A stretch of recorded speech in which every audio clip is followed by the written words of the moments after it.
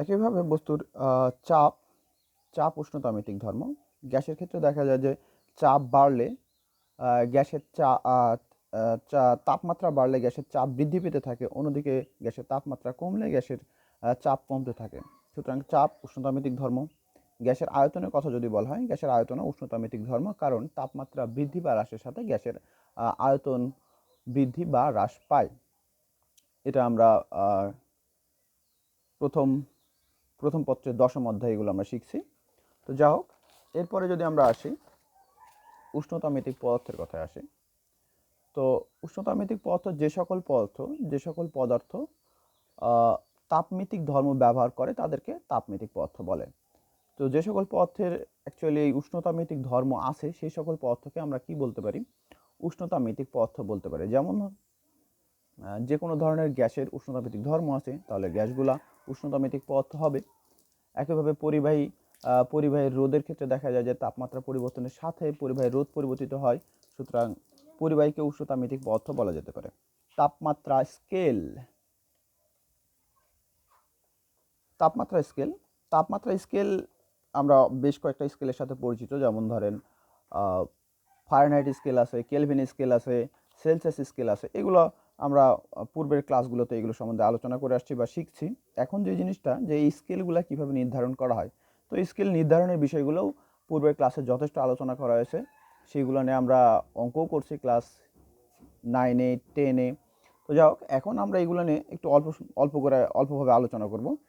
তো তাপমাত্রা স্কেল নির্ধারণের ক্ষেত্রে দুইটা বিন্দু বা দুইটা তাপমাত্রাকে চিন্তা করে তার মাঝে বা সেই দুটো তাপমাত্রাকে আদর্শ হিসেবে চিন্তা করে আমরা স্কেল নির্ধারণ করে থাকি।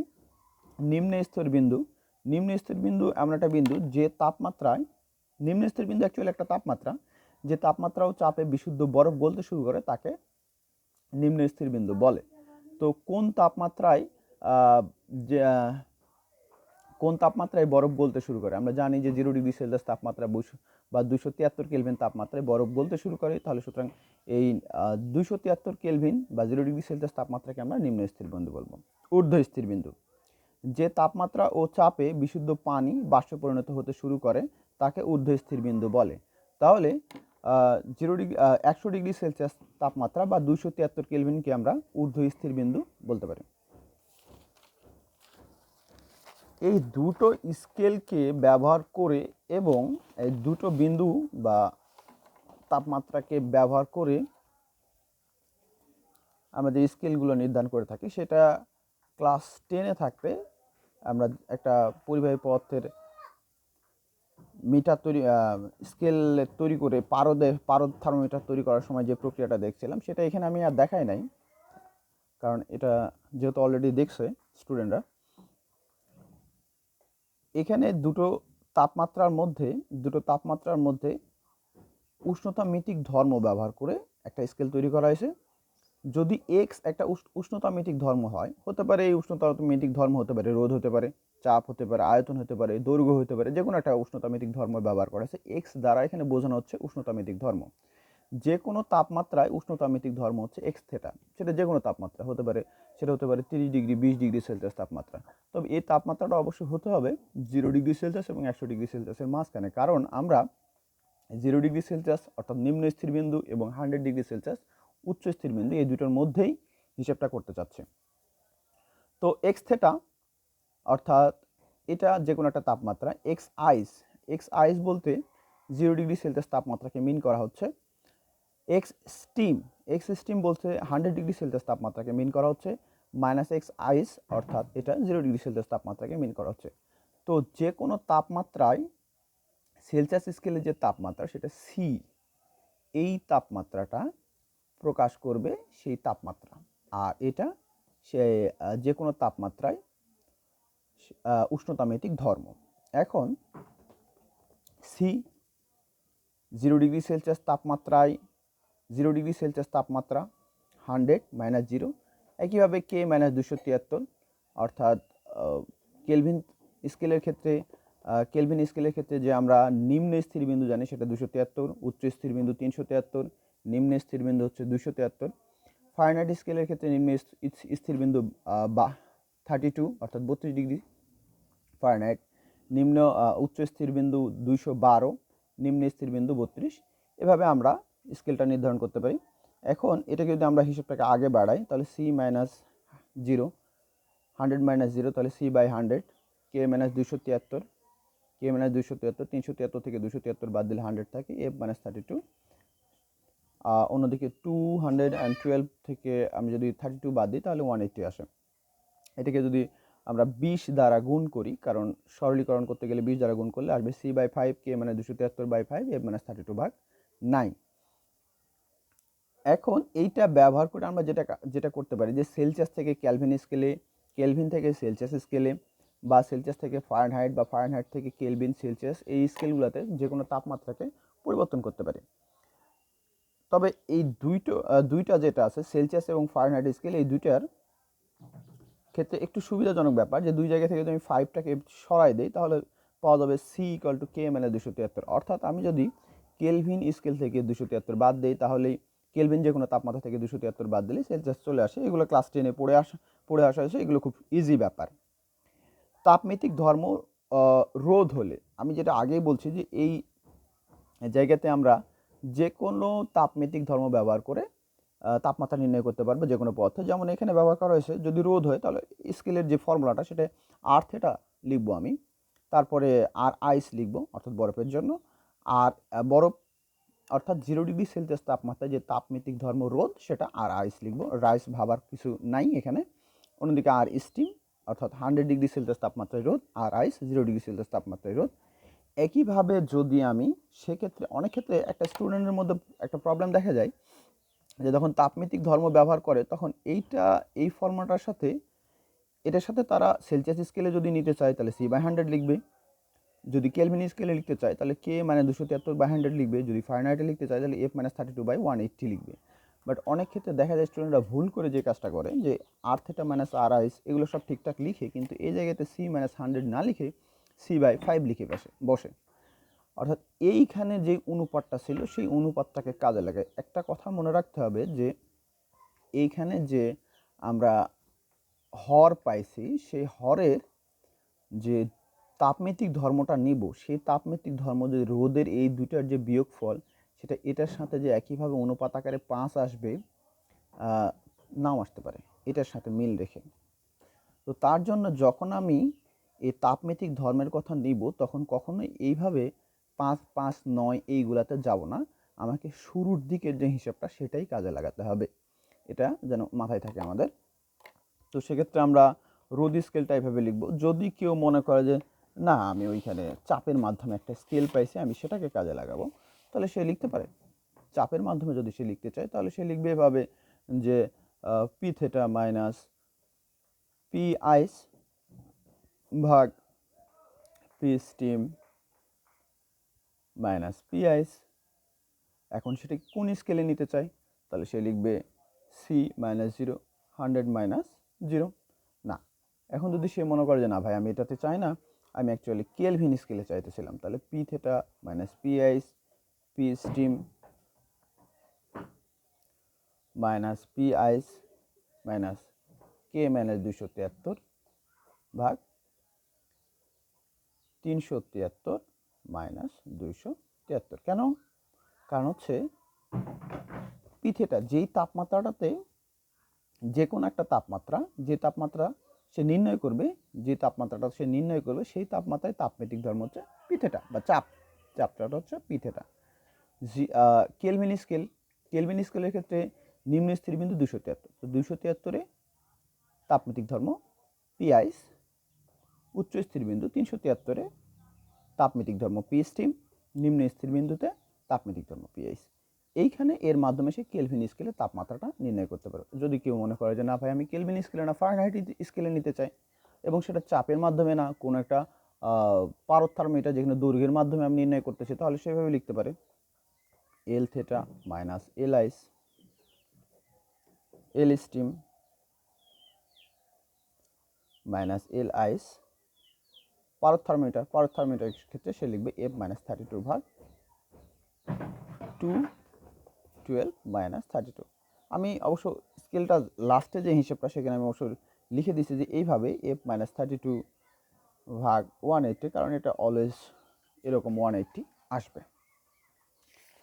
তো আমরা এভাবে স্কেলগুলো নির্ধারণ করতে পারি। আমি এখানে বেশ কিছু অঙ্ক দিয়ে রাখছি, খুবই ইজি অঙ্ক। তার আগে আমাদের দুইটা স্কেল ব্যবহার করে অলরেডি আমরা দুইটা স্থিরবিন্দু ব্যবহার করে আমরা একটা স্কেল নির্ধারণ করছি। তবে একটি মাত্র স্থিরবিন্দু ব্যবহার করে তাপমাত্রা স্কেল নির্ধারণ করা সম্ভব। একটি মাত্র স্থিরবিন্দু ব্যবহার করে তাপমাত্রা স্কেল নির্ধারণ। তো আমরা জানি যে তাপমিতিক যে ধর্মগুলো আছে সেগুলো তাপমাত্রার সাথে সমানুপাতে পরিবর্তিত হয়। পরম তাপমাত্রার সাথে, অবশ্যই পরম তাপমাত্রার সাথে সমানুপাতে পরিবর্তিত হয়। যেমন এখানে দেখা যাচ্ছে যে যদি আমি একটা তাপমাত্রা চিন্তা করি যে টি তাপমাত্রা, তাহলে টি তাপমাত্রায় কোনো পদার্থের উষ্ণতা মিতিক ধর্ম এক্স। তো এইটা নিশ্চয়ই তাপমাত্রার সঙ্গে তার উষ্ণতা মিতিক ধর্মটা সমানুপাতে পরিবর্তিত হয়। তাহলে টি তাপমাত্রায় কোনো পদার্থের উষ্ণতা মিতিক ধর্ম এক্স পরস্পরে কি সমানুপাতিক। এখন সমানুপাতিকটাকে তোলার জন্য আমরা সঙ্গে একটা কনস্ট্যান্ট কে জুড়ে দিলাম, রেখে দিলাম, এটা 1 নম্বর ইকুয়েশন। এখন একটা স্থির বিন্দু, আমি একটা স্থির বিন্দু যদি চিন্তা করি পানির ত্রৈধ বিন্দুর তাপমাত্রাটাকে নির্ণয় করি, চিন্তা করি, তাহলে পানির ত্রৈধ বিন্দুর তাপমাত্রাকে আমরা টি.টি.আর দ্বারা প্রকাশ করলাম। টি.টি.আর পানির ত্রৈধ বিন্দুর তাপমাত্রা টি.টি.আর, বস্তুর উষ্ণতামিতিক ধর্ম এক্স.টি.আর। এখন এই উষ্ণতামিতিক ধর্ম কোন ধর্মটাকে আমরা নেব সেটা অবস্থা বুঝে হয়তো প্রশ্ন দেওয়া থাকবে। সেটা হতে পারে রোধ, হতে পারে আয়তন, হতে পারে চাপ, এরকম যে কোনো একটা কিছু। অর্থাৎ পানির ত্রৈধ বিন্দুর তাপমাত্রায় উষ্ণতামিতিক ধর্ম, যদি রোধ হয় তাহলে এত ওহম, যদি চাপ হয় এত প্যাসকেল, যদি আয়তন হয় এত মিটার কিউব বা এত লিটার, এভাবে দেওয়া থাকতে পারে। তো যেহেতু আমরা জানি যে তাপমিতিক ধর্ম তাপমাত্রার সমানুপাতিক, এইখানেও টি.টি.আর প্রপোর্শনাল এক্স.টি.আর। এখন একইভাবে কনস্ট্যান্ট আমরা এখানেও বসাবো। তো এইখানে যে জিনিসটা হবে যে যে কোনো একটা আদর্শ মান আমরা ব্যবহার করব। ওইখানে যেমন যে 273 ছিল কেলভিনের ক্ষেত্রে, 273 আর 373 দুটো তাপমাত্রা আমাদের মুখস্থ, এই দুটো আমরা জানি। সেরকম এইখানেও একটা তাপমাত্রা টি.টি.আর, অর্থাৎ পানির ত্রৈধ বিন্দুর তাপমাত্রা, আমাদের এটা জানা মান।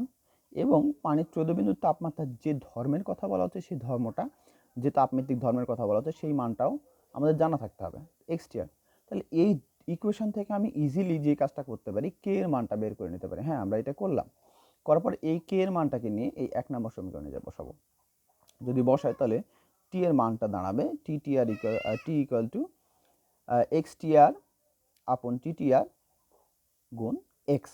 অর্থাৎ এইখানে এই মানটা আমাদের জানা যে পানির ত্রৈধ বিন্দুর তাপমাত্রা হচ্ছে 273.16, লিখে দিলাম। নিচে এক্স.টি.আর, যে মানটা হয়তো প্রশ্নে দেওয়া থাকবে। আর অর্থাৎ এই তাপমাত্রায়, পানির ত্রৈধ বিন্দুর তাপমাত্রায় তাপমিতিক ধর্ম, হতে পারে রোধ, হতে পারে চাপ, যে কোনো কিছু। আর যেই তাপমাত্রায় বা যে তাপমাত্রাটা নির্ণয় করতে হবে, সেই তাপমাত্রায়, যে তাপমাত্রা নির্ণয় করতে হবে সেই তাপমাত্রায় তাপমিতিক ধর্ম হচ্ছে এক্স। অর্থাৎ কোন একটা পদার্থের যদি ত্রৈধবিন্দুর তাপমাত্রায় তার তাপমিতিক ধর্ম দেওয়া থাকে, তারপরে যদি বলা হয় অন্য একটা তাপমাত্রা দিয়ে, অন্য একটা তাপমাত্রায় যদি তাপমিতিক ধর্ম দেওয়া থাকে, তাহলে সেক্ষেত্রে তার ওই তাপমাত্রাটা নির্ণয় করা যাবে। বা একটা তাপমাত্রা দিয়ে যদি সেই তাপমাত্রায় তাপমিতিক ধর্ম, একটা তাপমাত্রা দিয়ে যদি তাপমিতিক ধর্ম এক্স জানতে চাওয়া যায়, সেটাও নির্ণয় করা যাবে এই ফর্মুলার মাধ্যমে।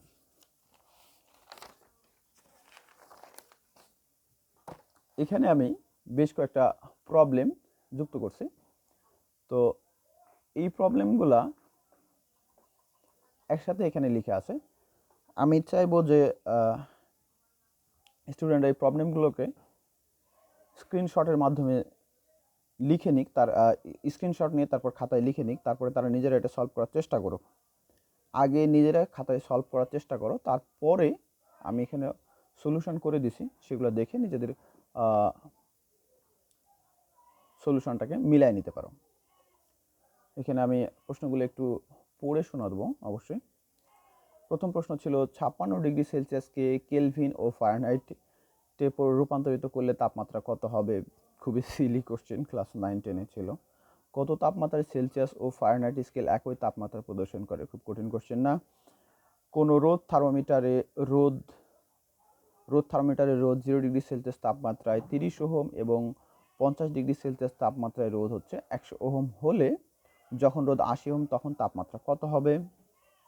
লাস্ট কোশ্চেন, কোনো গ্যাসের চাপ পানির 14 বিন্দুর তাপমাত্রায় 32 × 10⁵ প্যাসকেল, যখন গ্যাসের চাপ 50 × 10⁵ প্যাসকেল তখন তাপমাত্রা কত? এখানে 4টা কোশ্চেন আছে, এই 4টা কোশ্চেনের সলিউশন 1 বাই 1 করে দেওয়া আছে। আমরা সলিউশনগুলোর দিকে নজর দেব।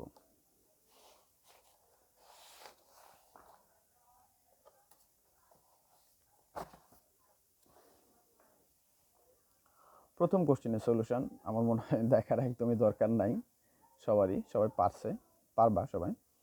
তো প্রথম যেটা ছিল যে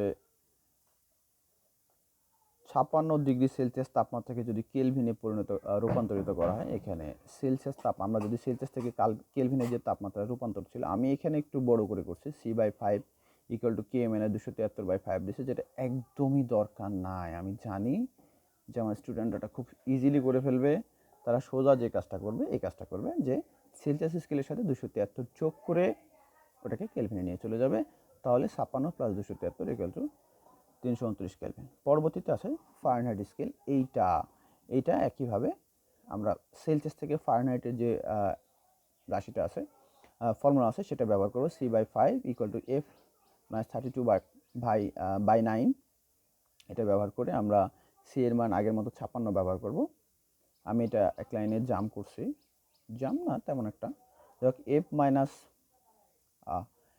ফারেনহাইট স্কেলে নিতে হবে, তাহলে F - 32/9। তো 9টাকে এ পাশে নিয়ে এসে প্রথমে গুণ করছি, তারপরে 32 যোগ করে দিছি।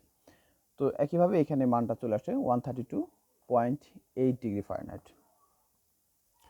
দ্বিতীয় যে কোশ্চেনটা ছিল যে এমন একটা তাপমাত্রার কথা বলা হয়েছিল যে তাপমাত্রায় সেলসিয়াস স্কেল এবং ফারেনহাইট স্কেল একই তাপমাত্রা প্রদর্শন করবে। তো আমি এখানে ধরে নিলাম যে x ডিগ্রি সেলসিয়াস বা x ডিগ্রি ফারেনহাইট একই তাপমাত্রা। যদি x ডিগ্রি সেলসিয়াস এবং x ডিগ্রি ফারেনহাইট একই তাপমাত্রা হয়, তাহলে আমাদের সেলসিয়াস থেকে ফারেনহাইট স্কেলের তাপমাত্রা পরিবর্তনের যে সমীকরণ আছে, সেখানে আমি c এর জায়গায় তো x ব্যবহার করব, f এর জায়গায় তো x ব্যবহার করব, যেহেতু একই তাপমাত্রা প্রদর্শন করবে দুটোতে x ব্যবহার করলাম। তারপর শুধু সিম্পলি অঙ্ক সলিউশন করার মতো সলিউশন করে ফেলবো। x এর মান এখান থেকে আমরা বের করে নিয়ে আসছি -40 ডিগ্রি সেলসিয়াস। তাহলে যদি আমি সেলসিয়াস স্কেলে -40 ডিগ্রি সেলসিয়াস পাই বা ফারেনহাইট স্কেলে -40 ডিগ্রি ফারেনহাইট পাই, এই দুইটার তাপমাত্রা একই তাপমাত্রা প্রদর্শন করবে, এই দুটো একই তাপমাত্রা থাকবে এবং দুই স্কেল একই মান প্রদর্শন করবে।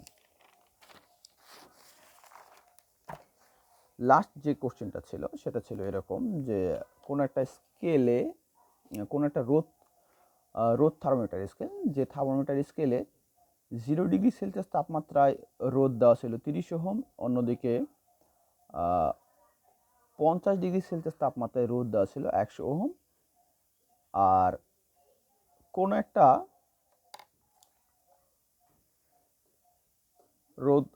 একটা তাপমাত্রায় রোদ দেওয়া ছিল বোধহয় 80 ওহম। প্রশ্নটা আমি আরেকবার দেখে আসবো। হ্যাঁ, এখানে 0 ডিগ্রি সেলসিয়াস তাপমাত্রায় রোদ দেওয়া ছিল 30 ওহম এবং 50 ডিগ্রি সেলসিয়াস তাপমাত্রায় রোদ দেওয়া আছে 100 ওহম। জানতে চাওয়া হয় যে যখন রোদ হচ্ছে 80 ওহম তখন তাপমাত্রা কত। এখন ব্যাপার হচ্ছে যে আমরা যে ফর্মুলাটা জানি সেটা আমরা জানি এরকম যে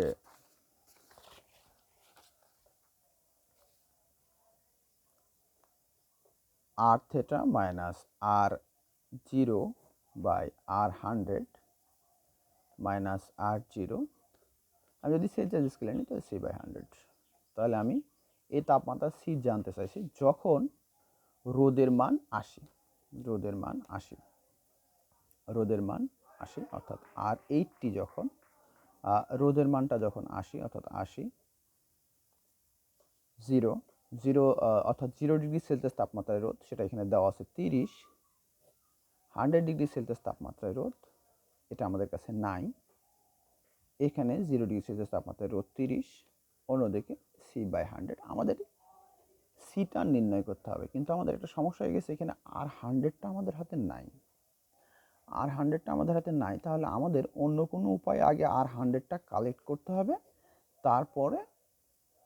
তারপরে আমাদের 80 ডিগ্রি যখন রোদ 80 ওহম তখন তাপমাত্রা কত এই সিটা কালেক্ট করতে পারবো। তো সেই জন্য আমাদের এইটা আগে খুঁজে বের করতে হবে। তো আমি অঙ্ক করার প্রসেসটা সম্পূর্ণ ওখানে দিয়ে রাখছি, আমরা সেটাতে যাব।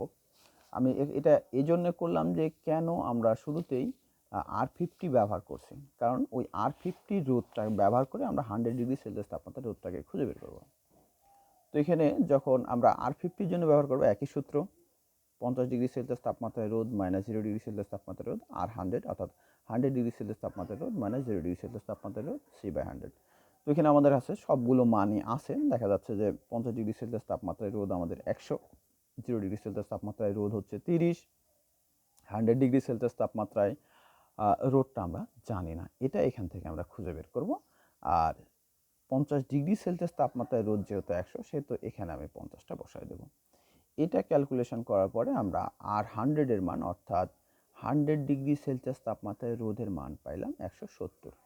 ওই যে আমরা শুরুতে যেটা দেখালাম, এখন আর কোনো সমস্যা নেই, ওই জায়গাটাতে আমরা আবার বসাই দেব ওই একই সূত্র, R θ মাইনাস R0 ভাগ R100 মাইনাস R0, অর্থাৎ এখানে এইটা হচ্ছে আমাদের যে তাপমাত্রা নির্ণয় করব, অর্থাৎ সি, যে তাপমাত্রাটা নির্ণয় করতে চাই সেই তাপমাত্রায় রোধ আমি নির্ণয় করতে চাই 80°C, 80 ওহমের রোধটা নির্ণয় করতে চাই। সুতরাং এখানে আমি 80 ওহম লিখব। এখানে হচ্ছে 0°C তাপমাত্রায় রোধ 30, আর 100 যেটা নির্ণয় করছি আগে মাইনাস 30, C/100। সহজে এই দুটো সলিউশন করার পরে আমরা সি এর মান পাবো 35.71, অর্থাৎ 35.71°C। এটা হচ্ছে ওই 80 ওহম রোধ যখন থার্মোমিটারে থাকবে তখন তার তাপমাত্রা হচ্ছে 35.71°C। ওকে বন্ধুরা, এরপরে আমরা সামনের দিকে আগাবো।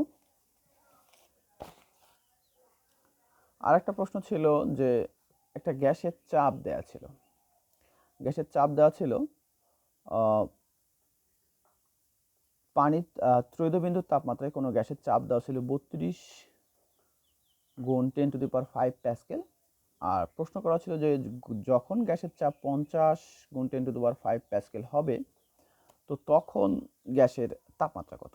তো আমরা সাধারণভাবে একটা জানি সূত্র, T = 273.16 ভাগ PTR। এটা PTR আমি ওইখানে আমাদের ফর্মুলা ছিল XTR, এখানে X অক্ষরটা ব্যবহার করা হয়েছিল তাপমিতিক ধর্ম অর্থে। এখানে যেহেতু তাপমিতিক ধর্ম চাপ, সুতরাং X এর পরিবর্তে আমরা P ব্যবহার করছি, প্রেসারের জন্য P।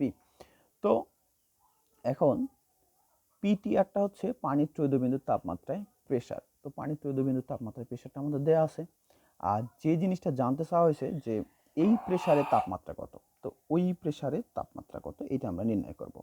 প্রেসারটা আমরা দিয়ে রাখলাম, তাহলে এখন খুব ইজিলি সলিউশন পাওয়া গেল 426.8 কেলভিন। সিস্টেম, সব কিছু সিস্টেম হয়ে যাবে, আই হোপ সুন্দরভাবে সিস্টেম হবে। তো সিস্টেমের কথায় আসি, কোনো আবদ্ধ বেষ্টনী দ্বারা আবদ্ধ কোনো নির্দিষ্ট পরিমাণ বস্তুকে তাপগতীয় সিস্টেম বা ব্যবস্থা বলে। কোনো বেষ্টনী দ্বারা আবদ্ধ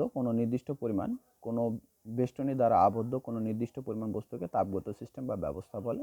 কোনো পাত্রে কোনো গ্যাস বা পানির পরিমাণ, যদি একটা পাত্রে নির্দিষ্ট পরিমাণ গ্যাস রাখা হয় বা একটা পাত্রে নির্দিষ্ট পরিমাণ পানি রাখা হয়, তবে সেটাকে একটা সিস্টেম বলা যেতে পারে। তো সিস্টেম কত ধরনের হতে পারে? সিস্টেম 3 ধরনের হয়। সিস্টেম 3 প্রকার হয়। সিস্টেম 3 ধরনের যেগুলো হয়, উন্মুক্ত সিস্টেম বা খোলা সিস্টেম। 2 নম্বর হচ্ছে বদ্ধ সিস্টেম, 3 নম্বর হচ্ছে বিচ্ছিন্ন সিস্টেম। আমরা আসবো উন্মুক্ত সিস্টেম। আমি এই সিস্টেমগুলোর ব্যাপারে মোটামুটি এখানে বলছি, এগুলোর আমি পড়ে দেখাবো না, আমি কিছু লিখে বোঝাতে চাইবো। আমি চিন্তা করলাম যে একটা হাঁড়ি, বন্ধুরা আমার হাতের লেখা প্লাস ছবি আঁকা খুবই খারাপ। আমার যারা স্টুডেন্ট তারা মোটামুটি সবাই জানে যে আমার হাতের লেখা খুবই খারাপ, এবং প্লাস ছবিটার অবস্থাও ভালো না। তো আমি এটা একটা হাঁড়ি চিন্তা করলাম, এই হাঁড়িতে পানি আছে। এই হাঁড়িটা ধাতব পদার্থের তৈরি হাঁড়ি, যেটা তাপ পরিবাহী। এখন এটার সুবিধা হচ্ছে আমি যদি নিচ থেকে চাই এটাকে তাপ দিতে পারবো, তাপ দিতে পারার অর্থই হচ্ছে এর মধ্যে শক্তি আমি প্রবাহিত করতে পারবো।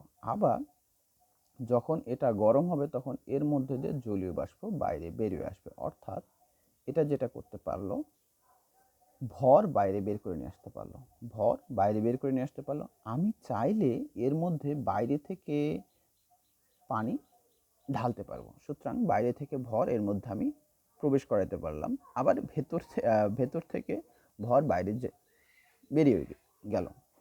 আমি বাইরে থেকে শক্তি অর্থাৎ তাপ ভেতরে প্রবেশ করাতে পারলাম। এটাকে যদি তাপ দিয়ে আমি বন্ধ করে দিই, তো কিছুক্ষণের মধ্যে হাঁড়ির পানি ঠান্ডা হয়ে যাবে, অর্থাৎ শক্তি বাইরে প্রবাহিত হতে পারবে। তো যে সিস্টেমে ভর ও শক্তি উভয় আদান প্রদান করতে পারে, অর্থাৎ পারিপার্শ্বের সাথে সে যদি ভর এবং শক্তি উভয় আদান প্রদান করতে পারে, সে ধরনের সিস্টেমকে বলবো উন্মুক্ত সিস্টেম বা খোলা সিস্টেম। এই সিস্টেম একই সাথে শক্তি বিনিময় করতে পারে, সে শক্তি গ্রহণও করতে পারে, বাইরে বেরও করে দিতে পারে, আবার ভর বাইরে বেরও করে দিতে পারে, ভর গ্রহণও করতে পারে। এই ধরনের সিস্টেমকে আমরা বলবো উন্মুক্ত সিস্টেম। একটা হাঁড়ি যেটা ঢাকনা খোলা, নিচে ভেতরে কিছু পানি আছে, এই ধরনের সিস্টেমকে আমরা বলবো খোলা সিস্টেম। এটা ভর ও শক্তি উভয় আদান প্রদান করতে পারে। এরপরে আমি যদি যাই যে এই হাঁড়িটাতে একটা ঢাকনা দিয়ে দিব, এটা যেটা হবে যে এইটা আর এই ঢাকনা দিয়ে দিলাম, এর মধ্যে আমি বাইরে থেকে পানি ঢালতে পারবো না, ভেতর থেকে পানি বাইরে যাবে না, অর্থাৎ ভর আদান প্রদান বন্ধ। কিন্তু এখনো যে কাজটা করতে পারবো, যেটাকে তাপ দিলে পানি গরম হবে, অর্থাৎ বাইরে থেকে শক্তি ভেতরে আমি নিতে পারবো, অর্থাৎ শক্তি ভেতরে প্রবেশ করানো যাবে। আবার যদি এটাকে গরম পানিকে এইভাবে ঢাকনা অবস্থায় রেখে দিই, তাও ঠান্ডা হয়ে যাবে, কারণ এটা তাপের পরিবাহী, তাই এটা ঠান্ডা হয়ে যাবে, পাত্র তাপ ছেড়ে দিতে পারবে। সেক্ষেত্রে এই পাত্র তাপের আদান প্রদান তথা শক্তির আদান প্রদান করতে পারে, শক্তি বিনিময় করতে পারে, কিন্তু ভর বিনিময় করতে পারে না। তো যে সিস্টেমের মাধ্যমে শুধুমাত্র শক্তি বিনিময় করতে পারে যে সিস্টেম, সেটাকে আমরা কি বলবো? বদ্ধ সিস্টেম। এটা হচ্ছে বদ্ধ সিস্টেম, অর্থাৎ একটা পানির হাঁড়ি যদি ঢাকনা বন্ধ থাকে, সে ধরনের সিস্টেমকে আমরা বলবো বদ্ধ সিস্টেম। এবার একটা কাজ করা যাক, যে চারপাশে একটা লেয়ার তৈরি করে দিলাম, হয়তো কাঠ বা এমন কোনো একটা পদার্থের দ্বারা, যেটা কি করতে পারে না, তাপ পরিবহন করতে পারে না, একটা লেয়ার দিয়ে দিলাম। এইবার এটাকে যদি আমি বাইরে থেকে তাপ দেওয়ার চেষ্টা করি, নিশ্চয়ই এই তাপটা ভেতরে প্রবেশ করবে না। বাইরে থেকে যদি তাপ বা তরল পদার্থ নতুন করে পানির মধ্যে দিতে চাই, সেটাও নিশ্চয়ই হাঁড়ির মধ্যে আমি নিতে পারবো না, কারণ আগে থেকে ঢাকনা আছে, তার উপর আরেকটা লেয়ার দিয়ে দিচ্ছে, কোনোভাবে নেওয়া সম্ভব না। ভেতর থেকে জলীয় বাষ্প নিশ্চয়ই বাইরে বেরোবে না, অর্থাৎ ভর ট্রান্সফার বন্ধ, বাইরে থেকে আমি তাপ দিতে পারতেছি না। আবার এর মধ্যে যদি একটা গরম পানির হাঁড়ি রেখে দেই, সেটাও নিশ্চয়ই তাপ ছেড়ে দিয়ে ঠান্ডা হবে না। সুতরাং এটা এক ধরনের বিচ্ছিন্ন সিস্টেম। এই ধরনের সিস্টেম ভর ও শক্তি কোনো কিছুই বিনিময় করতে পারে না। তো যে ধরনের সিস্টেম ভর ও শক্তি কোনো কিছুই বিনিময় করতে পারে না, এই ধরনের সিস্টেমকে আমরা বলবো বিচ্ছিন্ন সিস্টেম। তাহলে আমরা 3 ধরনের সিস্টেম শিখলাম। এরপরে যে জিনিসটা নিয়ে আমরা আলোচনা করব, সেটা হচ্ছে অভ্যন্তরীণ শক্তি। সিস্টেমের মধ্যে অভ্যন্তরীণ শক্তি বিষয়টাকে সেটা একটু জানার চেষ্টা করবো আমরা।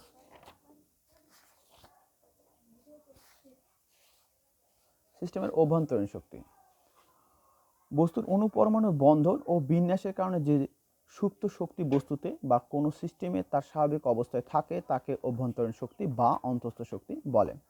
বস্তুর অণুপরমাণুর বন্ধনের জন্য এক ধরনের শক্তি থাকে, সেটা তার বন্ধন শক্তি। আবার বন্ধন শক্তি বা আন্তঃআণবিক শক্তি বলে, এই আন্তঃআণবিক শক্তি মূলত বস্তুর বিভব শক্তি। আবার অণুগুলোর এক ধরনের গতিশক্তি থাকে। আমরা জানি যে অণুগুলো সবসময় কম্পমান থাকে, তাদের একটা গতিশক্তি থাকে। আমি যদি বাইরে থেকে তাপ প্রদান করি, তাহলে অণুগুলোর কম্পন বেড়ে যাবে, অর্থাৎ তাদের গতি বেড়ে যাবে, সেক্ষেত্রে গতিশক্তির মানও বাড়বে। তো অভ্যন্তরীণ শক্তিকে মূলত ইউ দ্বারা প্রকাশ করা হয়। অভ্যন্তরীণ শক্তি দুটো শক্তির যোগফল, অণুসমূহের আন্তঃআণবিক শক্তি বা বিভব শক্তি প্লাস অণুসমূহের গতিশক্তি। এই দুটো শক্তির যোগফল হচ্ছে অণুসমূহের গতিশক্তি। একটা ব্যাপার আছে এখানে, যে আদর্শ গ্যাসের ক্ষেত্রে অণুসমূহের এই বিভব শক্তি বা আন্তঃআণবিক শক্তি যেটাকে বলা হয়, সেটাকে জিরো ধরা হয়, বা জিরোর মনে করা হয় যে প্রায় জিরো। তো যাই হোক, এই বিষয়টা নিয়ে আমরা পরের ক্লাসে আলোচনা করব। বন্ধুরা, আজকের ক্লাসে এই পর্যন্তই। সবাই ভালো থাকো, স্টে সেফ, স্টে হোম।